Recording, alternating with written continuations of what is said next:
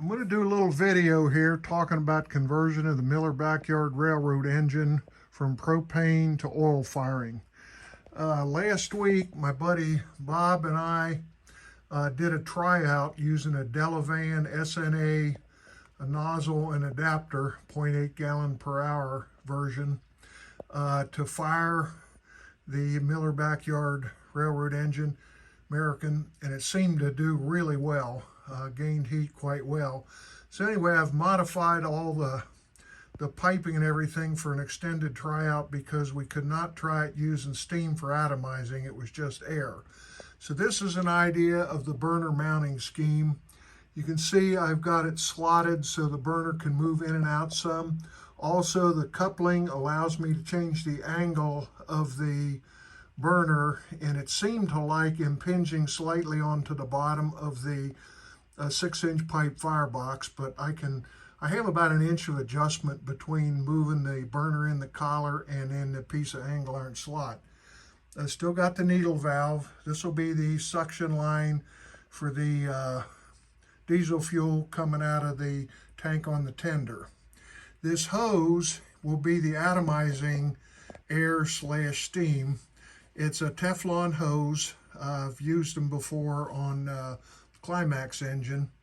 Anyway, coming on around here, this is the regulator that will control either the steam or air pressure. And Bob and I used really just about 1 psi for atomizing, so it seemed to not take a whole lot of pressure to do that.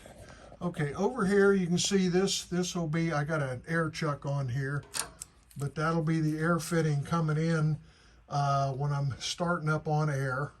The fitting in the bottom of the T goes over here to this valve will be the blower valve when it's on air, and then this valve will be the blower valve when it's on steam. So that's what that piping arrangement is there. Over here, I took out the elbow on this 3/8 stainless line, replaced it with a T, and then this fitting's going over here. This is the valve that'll be closed off when I'm starting on air right here, so that feeds the regulator to steam, but right starting out it'll be fed with air. I got a pressure gauge over here, adapter, and then going to the Teflon atomizing line. So this will be the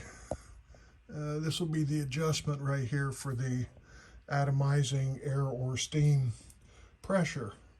Once the engine has got 40 or 50 psi, I'll probably put the fire out because there'll be condensate when I first open it up. But then I'll open this valve to feed steam into the regulator. And this little deal here, this is a check valve to keep the steam from going back out into the air chuck. And of course I'll have to close the air valve off and open up the steam valve for blower. Anyway, so that is in there to prevent losing the steam out the outside. So anyway, this will give us a chance to do an extended tryout, be able to see how this burner wants to work on steam versus air.